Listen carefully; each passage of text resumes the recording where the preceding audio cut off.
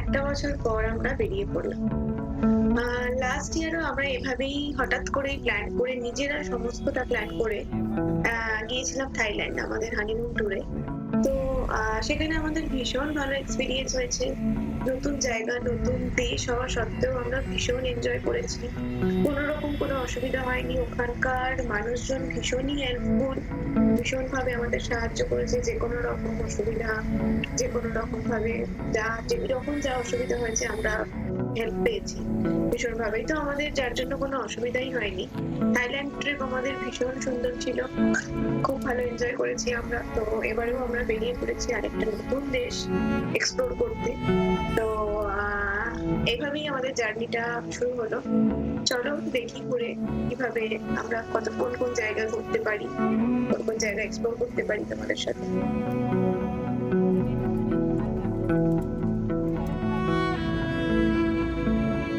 আমাদের রাতের ফ্লাইট ছিল। তো রাতের ফ্লাইট হওয়ার জন্য আমরা আমাদের প্রথম ডেস্টিনেশনে পৌঁছলাম তখন প্রায় গভীর রাত।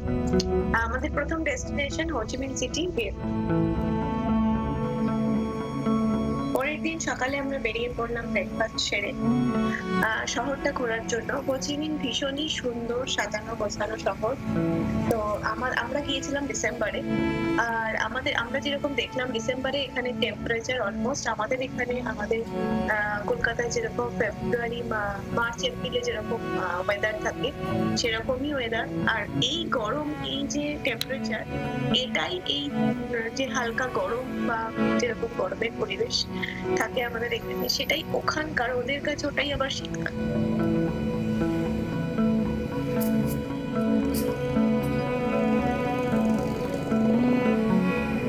এখানে আরো একটা জিনিস যেটা লক্ষ্য করলাম, এখানে মানুষজনের যাতায়াতের মাধ্যম বলতে বেশিরভাগ মানুষজন এখানে স্কুটি করে যাতায়াত করে। তো এখানে স্কুটি প্রচুর, চারিদিকে মানুষজন স্কুটি ইউজ করছে।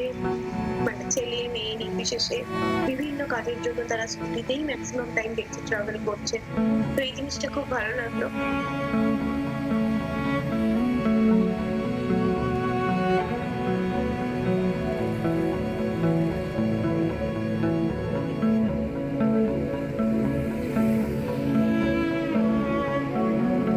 এখানে আমরা আরো একটা বেশ ইন্টারেস্টিং জিনিস লক্ষ্য করলাম।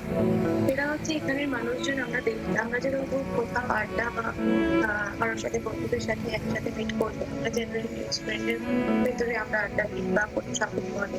কিন্তু এখানে আমরা যেটা নোটিস করলাম যে ম্যাক্সিমাম যে ছোটখাটো যে রাস্তা স্ট্রিট ফুডের দোকানগুলো বা ক্যাফে ছোটখাটো, সেখানে মানুষজন বাইরে বাইরে আমরা দেখছি যে ছোট টেবিল বা ছোট চেয়ার দিয়ে বসে একসাথে গ্যাদারিং করে সেখানে মানুষজন আড্ডা দিচ্ছে, সেখানে মানুষজন গল্প করছে।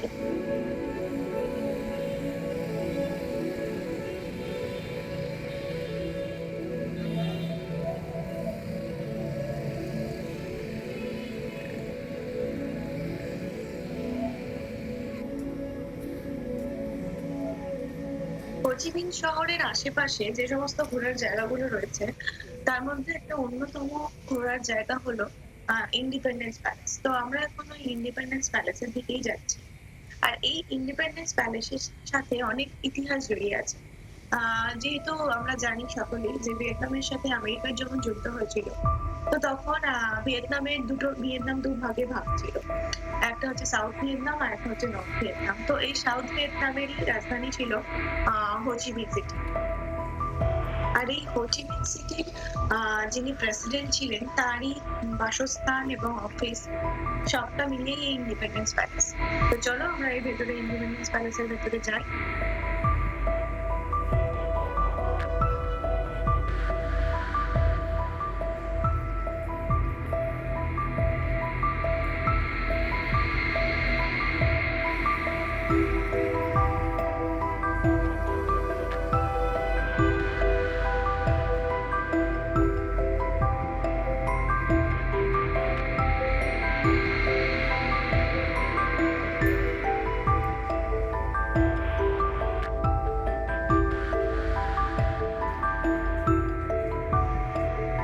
এটা হলো প্রেসিডেন্টের নিজস্ব থিয়েটার রুম।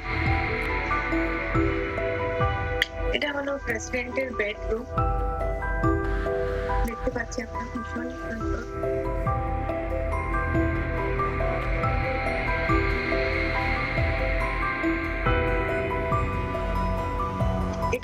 দেখতে পাচ্ছি এটা প্রেসিডেন্ট এবং তার ওয়াইফের এক বিশাল ওয়ার্ডরোব। এটা হচ্ছে ভাইস প্রেসিডেন্টের অফিস। তো দেখতেই পাচ্ছি আমরা কি সুন্দর একটা ভিউ রয়েছে।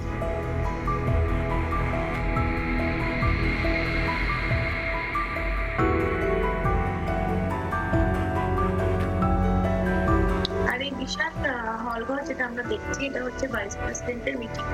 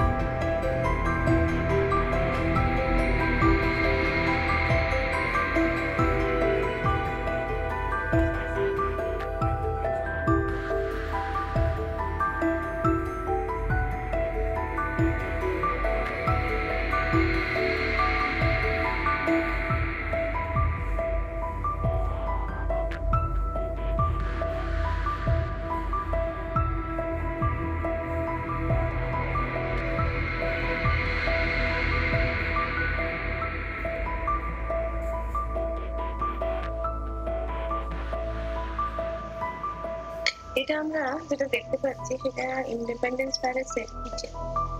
এটা দেখে সত্যি অবাক হওয়ার মতোই ব্যাপার। এত বছর আগেকার কথা, তাও এই কিচেন ভীষণই উন্নত মানের। মানে এখানে আমরা সমস্ত রকম আধুনিক যা যা কিচেন ইউটেন্সিলস হয়, কিচেন গ্যাজেটস হয়, সেই সমস্ত কিছু এখানে রয়েছে। বড় কড়াই থেকে শুরু করে প্রেসার কুকার, রাইস ওয়াশার, এমনকি mixer grinder, oven, gas oven, তারপরে এদিকে রয়েছে স্টেরিলাইজার। তো এখানে সমস্ত রকম আধুনিক যা যা কিচেনের ইউটেন্সিলস হয় বা কিচেন সামগ্রী হয়, সেই সমস্ত কিছু রয়েছে এখানে।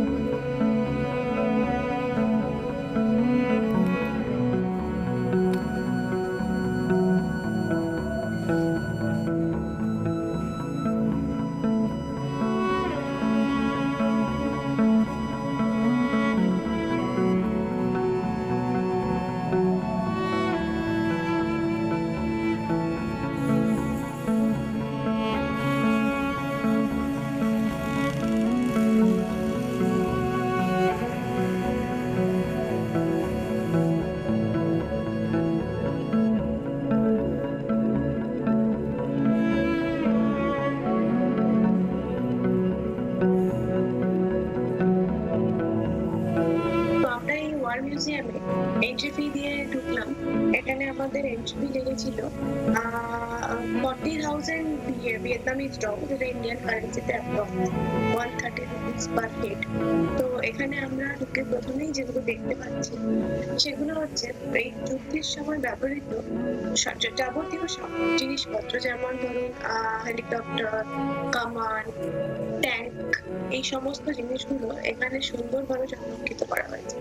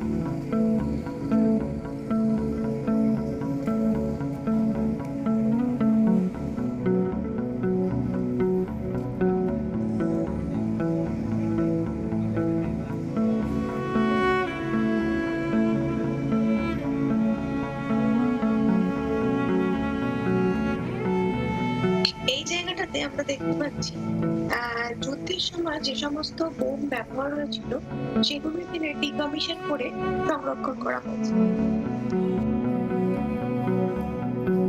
এখন আমরা মিউজিয়ামের বাইরেটা ঘুরে দেখলাম। এবার আমরা মিউজিয়ামের ভেতরে ঢুকেছি। তো এই মিউজিয়ামের ভেতরে যুদ্ধের সমস্ত যুদ্ধের যে বিভিন্ন রকম দৃশ্য সেগুলো খুব সুন্দরভাবে এখানে বর্ণনা করা আছে বা তুলে ধরা হয়েছে। সেই সমস্ত দৃশ্যগুলো, সেই দৃশ্যাংশ, বিভিন্ন ছবি, সেই মর্মান্তিক মানুষের যে সমস্ত কষ্টের ছবি। যুদ্ধের সময় আমেরিকার কাছে যে সমস্ত ভিয়েতনামিজরা বন্দী হয়েছিল তাদের উপর যে অকথ্য অত্যাচার করা হতো তার নিদর্শন বা তার একটা সুন্দর স্পষ্ট ছবি এখানে তুলে ধরা হয়েছে। তাদেরকে এমন বাঘের খাঁচার মতো বন্দি করে রাখা হতো, বাঘের খাঁচার মতো খাঁচা, এবং তাদেরকে দিনের পর দিন খেতে দেওয়া হতো না, চান করতে দেওয়া হতো না। এমনকি তারা তাদের কাছে মাসে একদিন বা সপ্তাহে একদিন চান করার পারমিশন পেত তারা, এবং সেটাও সামান্য একটুখানি সামান্য পরিমাণে জল দেওয়া হতো তাদেরকে। এমনকি সেই সমস্ত বন্দি মানুষকে যদি আমরা এখানে ছবিটা দেখতে পাই, সবটা দেওয়া আছে এখানে, যে তাদের গায়ে বিভিন্ন রকম কীট পতঙ্গ পোকা মাকড় পড়ে গিয়েছিল। তারা দিনের পর দিন না খেতে পেয়ে কঙ্কাল সার হয়ে গিয়েছিল তাদের দেহ। এমনকি মহিলাদের বা নারীদেরও তারা ছাড়েনি। এমনকি যে সমস্ত নারীরা এখানে যুদ্ধের সময় বন্দী হয়েছিল তাদের উপরও অকথ্য অত্যাচার করা হয়। সেখানে এমন অত্যাচারের ফলে বা দিনের পর দিন তাদেরকে অত্যাচার করা হতো খেতে না দেওয়ার জন্য, তারা গর্ভধারণের ক্ষমতা পর্যন্ত হারিয়ে ফেলে। এখানে যুদ্ধের সময় হাতিয়ারের সাথে সাথে বেশ কিছু কেমিক্যাল কম্পাউন্ড ইউজ করা হয়েছিল। তার মধ্যে অন্যতম একটা হচ্ছে এজেন্ট অরেঞ্জ, যেটা যেই কেমিক্যালের এফেক্ট আজও অব্দি ভিয়েতনামিজদের মধ্যে, অনেক ভিয়েতনামিজদের মধ্যে রয়ে গেছে, যার ফলে এখনো বার্থ ডিফেক্ট, বার্থ ডিফর্মিটিস দেখা যায়। পরিষ্কার ভাবে বেশ কিছু মানুষের মধ্যে তার প্রভাব, এই কেমিক্যালের প্রভাব বা এজেন্ট অরেঞ্জের প্রভাব এখনো জল করছে।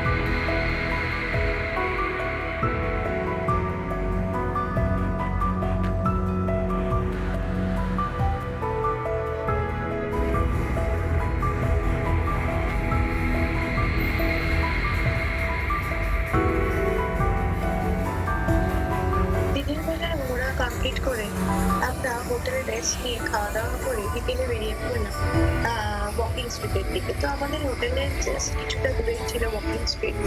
এখানে দিনের বেলা যে যে সমস্ত ঘোরার এক্সপিরিয়েন্স, যে সমস্ত হিস্টোরিক্যাল প্লেস বা ওয়ার্ল্ড মিউজিয়াম যা যা আমরা দেখলাম, এটা যতটাই মধ্যে কষ্ট দেয়, ঠিক সেইভাবে আমরা যদি এই সন্ধ্যের পরিবেশটা দেখি হোচিমিন সিটিতে বা ওয়াকিং স্ট্রিটে এসে, সেই পরিবেশটা সম্পূর্ণ আলাদা।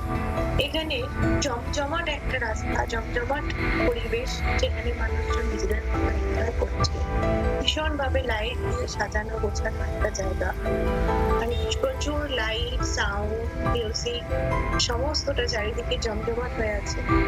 তো এই আমরা হোচিমিনের এই ওয়াকিং স্ট্রিটে ঘুরে আমাদের হোচিমিন সিটি ঘোরা এখানে শেষ করলাম।